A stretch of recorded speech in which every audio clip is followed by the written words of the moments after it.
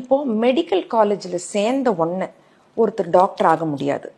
இப்போ நம்ம ஒரு ஊசி போட போகிறோம், புது டாக்டர் அவருக்கு ஒரு சான்ஸ் கொடுத்து பார்க்கலாமே அப்படின்னு எக்ஸ்பீரியன்ஸ் இல்லாத ஒரு டாக்டர் கிட்ட நம்ம ஊசி போட்டுக்க பயப்படுவோம்.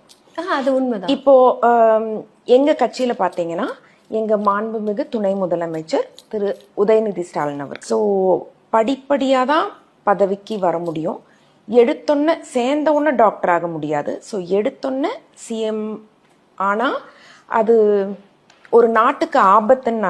சொம்படிக்கிறதுல மகள் தந்தையை மீறிட்டாங்க. எப்படின்னு சொல்லுவாங்கல்ல, தாய் புலி 8 அடி பாஞ்சா குட்டி புலி 16 அடி பாயணுவாங்கல்ல. சத்யராஜ் 8 அடி பாஞ்சா சத்யராஜோட மகள் 16 அடி பாயிறாங்க. ஆனா கொஞ்சம் அறிவு இல்லை, அது ஒண்ணுதான், வேற எந்த குறையும் இல்லை. நல்லா பாருங்க, துணை முதலமைச்சராக இருக்கக்கூடிய உதயநிதி அவர்களுக்கு அனுபவம் இருக்கிறது. இப்ப எந்த முதலமைச்சரும் இல்லாம திடீர்னு முதலமைச்சர் ஆனா எப்படிங்க அவர்களால் செயல்படுத்த முடியும்? இதெல்லாம் உண்மையிலேயே இது அறிவுன்னு நினைச்சு பேசுறாங்க. ஒரு டாக்டர் பயிற்சி எடுத்துட்டு வராராம். அதே மாதிரி முதலமைச்சர் ஆகிறதுக்கு துணை முதலாக இருந்து பயிற்சி எடுக்கணுமா? கருணாநிதி முதலமைச்சராக பயிற்சி எடுத்துட்டு வந்தாரா? இல்ல அண்ணாதுரை பயிற்சி எடுத்துட்டு வந்தாரா? எம்ஜிஆர் பயிற்சி எடுத்துட்டு வந்தாரா? காமராஜர் பயிற்சி எடுத்துட்டு வந்தாரா? அறிவை கொஞ்சமாவது உபயோகப்படுத்துங்க. இருந்தா உபயோகப்படுத்த போறாங்க. திமுக சொம்படிச்சு வாழறதுன்னு முடிவு பண்ணிடுச்சு. உங்களுக்கும் உங்க தந்தைக்கும் அதுதான் பொழப்பு. அதற்காக மற்றவர்கள் தலையில் மிளகா அரைக்காதீங்க.